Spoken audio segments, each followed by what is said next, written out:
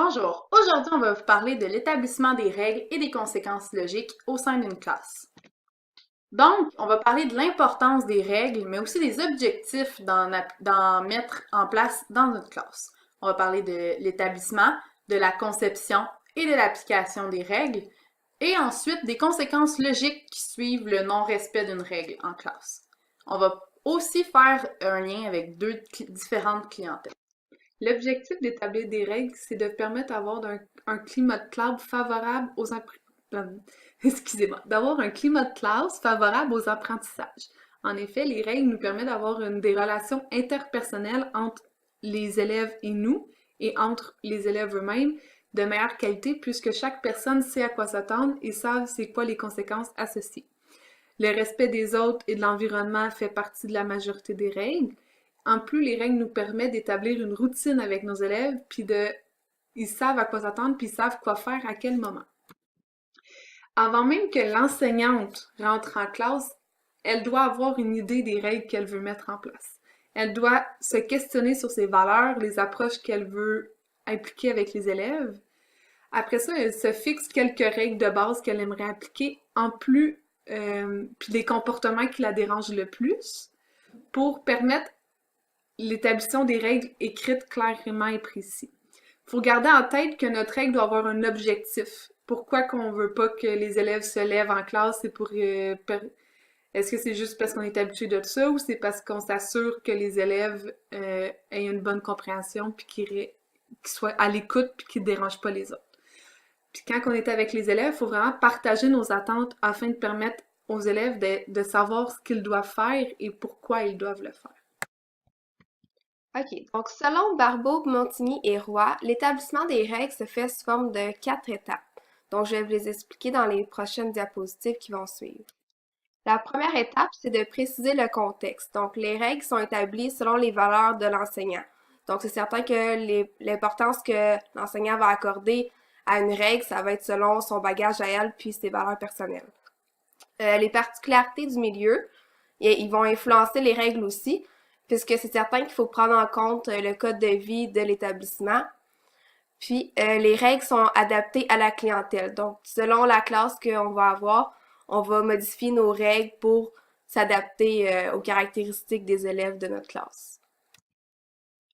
Aussi, selon Slavin, lui a déterminé des facteurs qui permettent de choisir des règles et des procédures plus efficaces.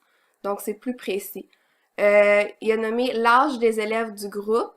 Aussi, il y a le nombre d'élèves dans la classe, la matière enseignée, le type de situation d'apprentissage, la capacité des élèves à maîtriser leur comportement. Donc, comme je disais un petit peu avant, c'est important d'adapter selon les élèves dans notre classe. Le code de vie de l'école, les règles de la commission scolaire, la composition socio-culturelle de la classe, donc les principaux groupes ethniques qui sont dans la classe, les caractéristiques socio-économiques de la classe et les valeurs professionnelles et personnelles de l'enseignant.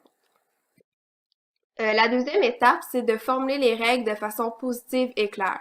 Donc, utiliser des formulations positives en disant aux élèves ce qu'ils doivent faire et non ce qu'ils ne doivent pas faire ou ce qui est interdit. Donc, c'est important de vraiment y aller en leur disant ce qu'on s'attend d'eux et non ce qu'on veut pas voir d'eux. Être clair et précis dans la formulation pour qu'ils sachent exactement à quoi on s'attend. Puis, pour eux, dans le fond, ça va être plus facile à comprendre et aussi à respecter les règles. La troisième étape, c'est l'implication des élèves. Donc, c'est important dans ce processus-là que les élèves ils soient impliqués, puis que ce soit pas seulement l'enseignant qui décide de présenter les règles, puis de pas impliquer les élèves. Donc, l'enseignant, il va pouvoir présenter les règles, puis demander aux élèves de justifier, selon eux, pourquoi qu'on trouve important de respecter telle ou telle règle. Donc, les élèves, de cette façon-là, ils vont s'approprier plus facilement les règles, puis ils vont plus comprendre pourquoi ils devraient les respecter pour avoir un bon fonctionnement de la classe finalement. Donc, en les questionnant, ça va leur permettre de mieux comprendre. Puis, c'est important aussi d'utiliser le processus démocratique. Donc, c'est important que, dans le fond, tous les élèves soient vraiment concernés par le contrat qu'on va se fixer avec les élèves. Donc, que tout le monde soit vraiment impliqué, chacun à leur manière, dans le contrat qu'on va se fixer avec eux. La quatrième étape, c'est les conséquences reliées au comportement inapproprié. Donc, l'enseignant, il doit prévoir des conséquences ou des pertes de privilèges liées au comportement des élèves. Donc, ça veut dire que il doit vraiment essayer que les conséquences ou les pertes de privilèges soient directement liées au comportement qui serait inapproprié des élèves. Donc, chaque règle doit prévoir une hiérarchie de conséquences.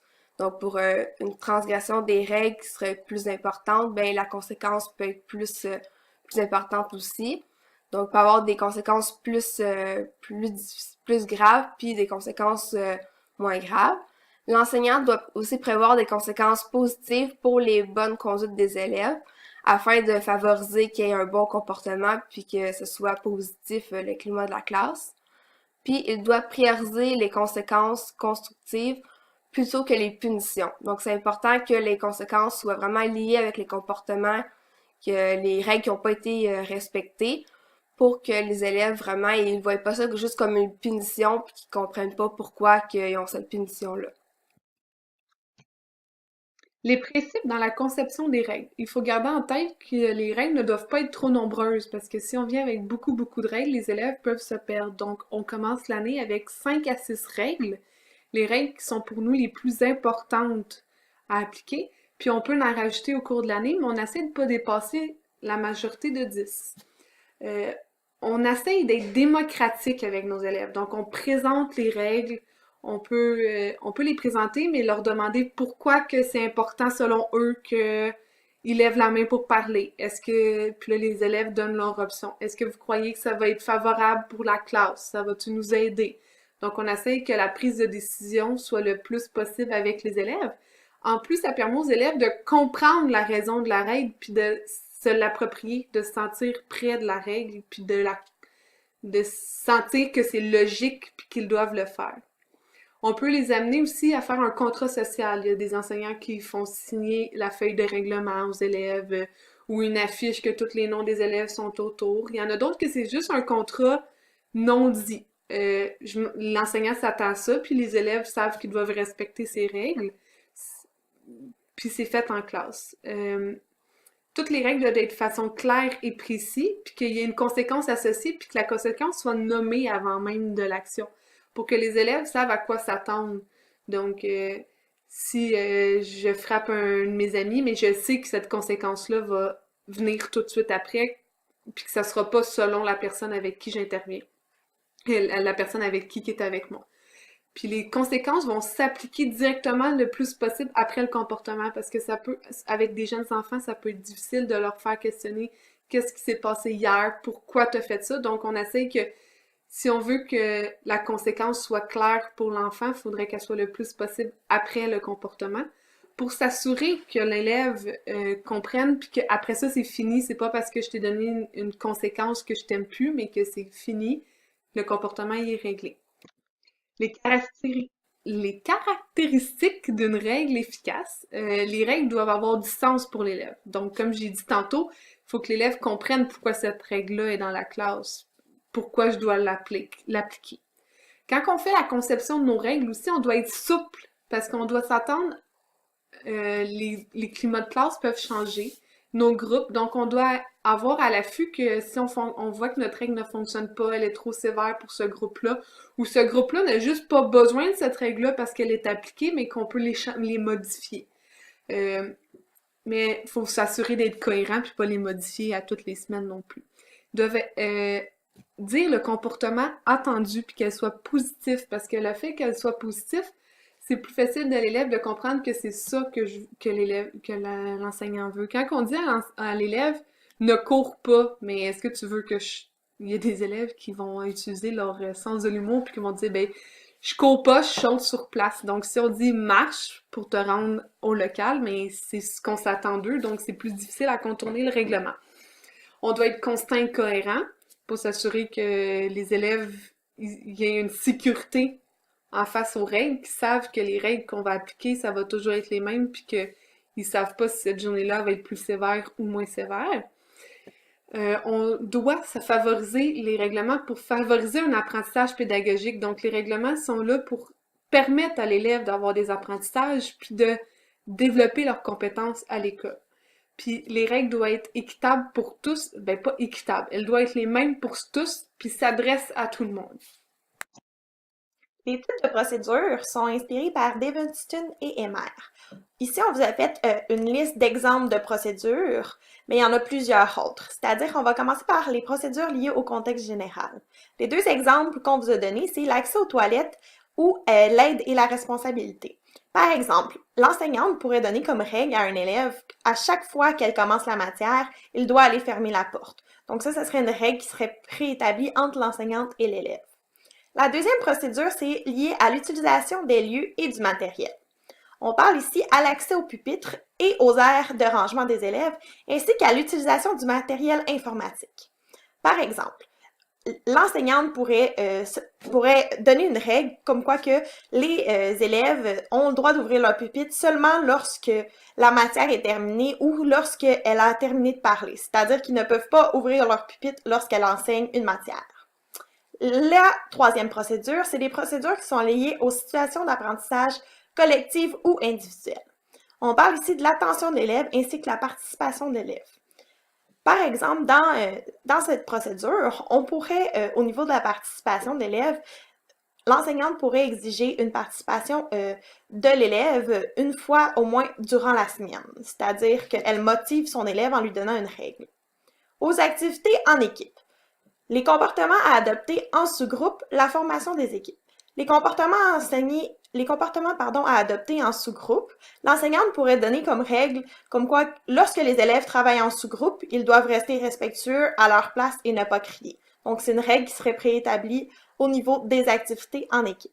Puis finalement, la dernière procédure, c'est la procédure aux transitions, c'est-à-dire les déplacements en sortant de la classe, la routine en début et en fin de journée. Ici, un exemple de règle qu'on pourrait avoir, c'est que lorsque on se déplace pour sortir de la classe, on doit se placer en rang et rester dans le rang. Donc, c'est une règle qu'elle impose au niveau des transitions. Maintenant, ce qui est l'application des règles. On a dans le fond deux modèles d'application qui ont été dites. La première, c'est Walker et Walker. Dans le fond, pour formuler une demande à l'élève, la première chose qui est à faire, c'est vraiment de capter l'attention de l'élève. Pour capter l'attention de l'élève, on doit mentionner son prénom, avoir un regard visuel, puis demander, dans le fond, de cesser ou de commencer l'action. Par exemple, Jacques, pourrais-tu arrêter, s'il vous plaît, de jouer avec tes souliers? Ceci est un exemple pour capter l'attention de l'élève. Walker et Walker donnent une autre, dans le fond, formule de demande qui pourrait être faite. C'est orienter la conduite, c'est-à-dire dire une directive, bref et directe à la fois. Un contact visuel aussi, c'est très important pour formuler une demande à l'élève. Sans contact visuel, l'écoute de l'élève, l'attention ne sera pas là du tout.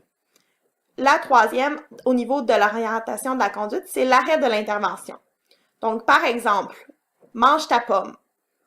On regarde avec un contact visuel, puis on lui dit soit d'arrêter ou soit d'amorcer, dans le fond, l'action.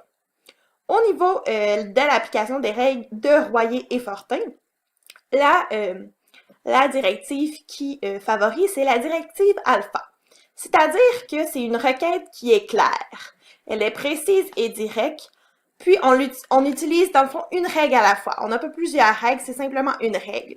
Puis, on exige une réponse dans un délai qui est raisonnable.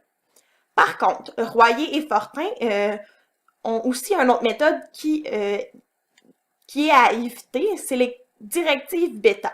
C'est-à-dire qu'on ne veut pas de demandes qui sont vagues, plusieurs consignes ou qui conduisent à la déobéissance.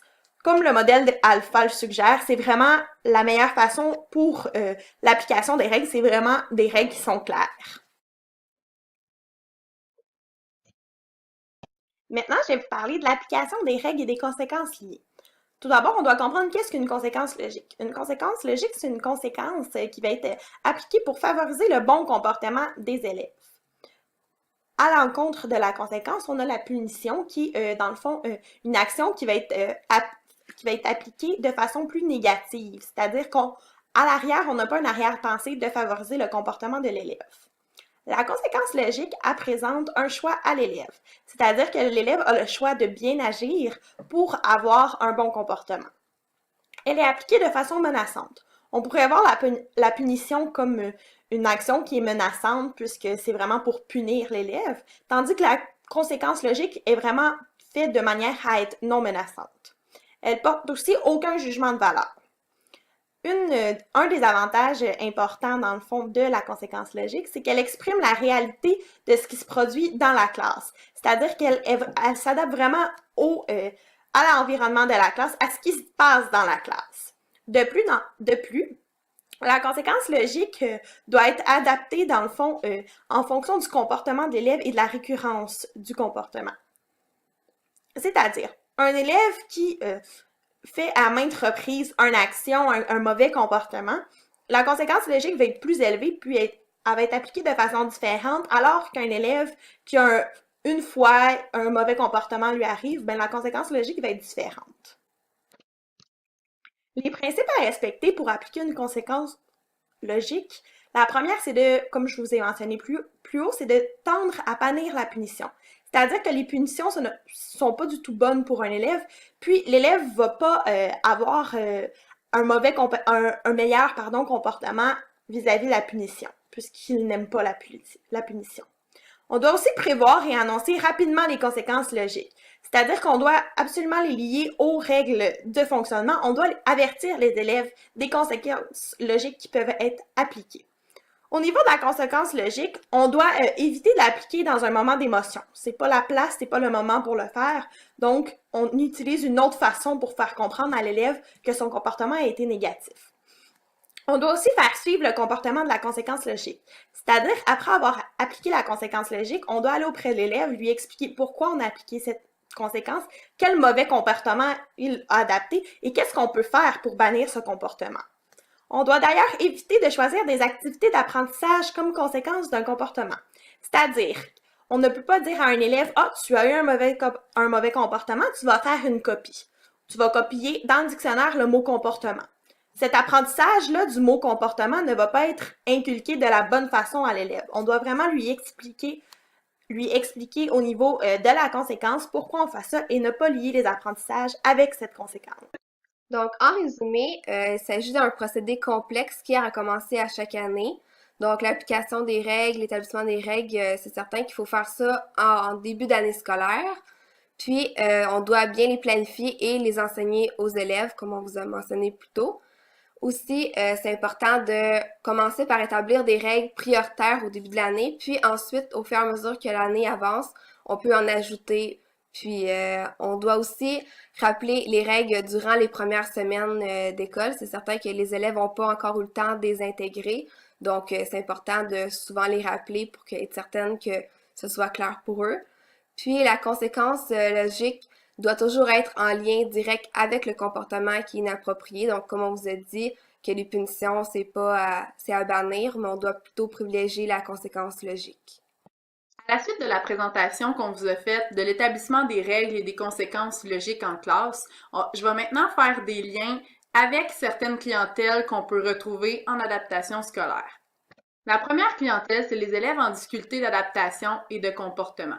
Ces élèves-là ont tendance à avoir des comportements, à essayer d'attirer l'attention des différents intervenants dans la classe en ayant des comportements perturbateurs. C'est pour cette raison que les règles établies doivent être claires et comprises par les jeunes, donc qu'ils soient vraiment capables d'associer que leurs comportements perturbateurs ont des conséquences, puis que c'est pas un bon moyen d'attirer l'attention de l'enseignant.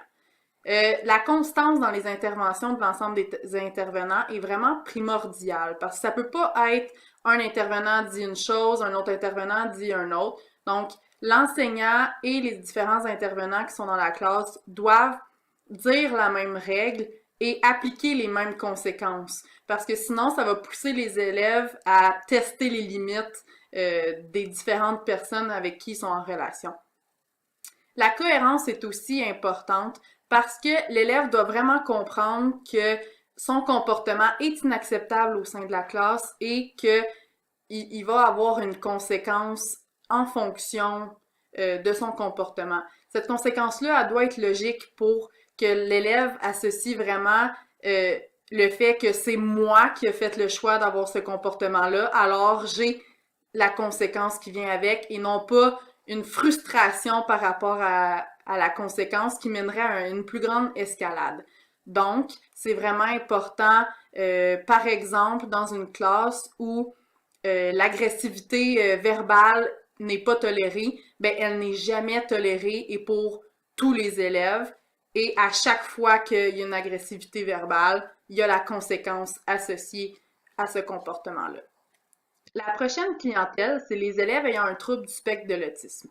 Avec ces élèves-là, il faut que les règles et les conséquences soient clairement établies parce que ça permet aux élèves de se sentir en sécurité dans la classe, puis d'avoir une routine.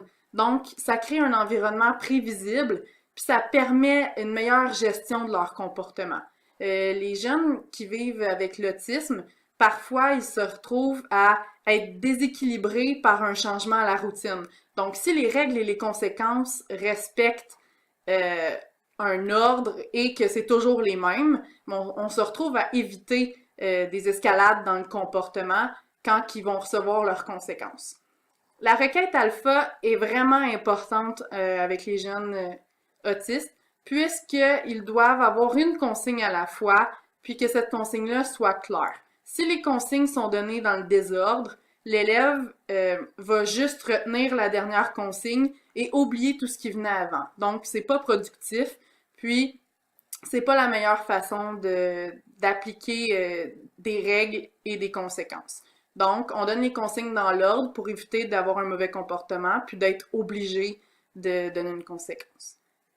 Avec eux, c'est encore plus important que la conséquence ait un lien direct avec l'action qu'ils ont fait. Par exemple, si un jeune boude alors qu'il serait supposé travailler, ben on doit dans le fond, on le retire, puis à un certain endroit, et le jeune, la conséquence d'avoir perdu son temps, ça va être de le reprendre. Donc, ça a un lien complètement logique entre le fait j'ai perdu du temps à faire mes travaux, ben je dois le reprendre. Et l'application de la conséquence doit se faire sur le champ. En autisme, même avec la plupart des enfants, mais plus précisément en autisme, la conséquence ne peut pas être donnée le lendemain, sinon elle n'a aucun sens, puis le jeune autiste ne va pas associer la conséquence à son manquement à la règle. Donc, c'est vraiment important. Alors, pour finir notre présentation orale, nous avons 2 questions à vous poser. En quoi est-il important de faire participer les élèves à l'élaboration des règles de la classe? Et la deuxième, qu'est-ce qu'une conséquence logique? Si vous voulez avoir plus d'informations sur l'établissement des règles et des conséquences logiques en classe, vous pouvez vous référer aux 2 livres que nous avons utilisés pour faire la présentation.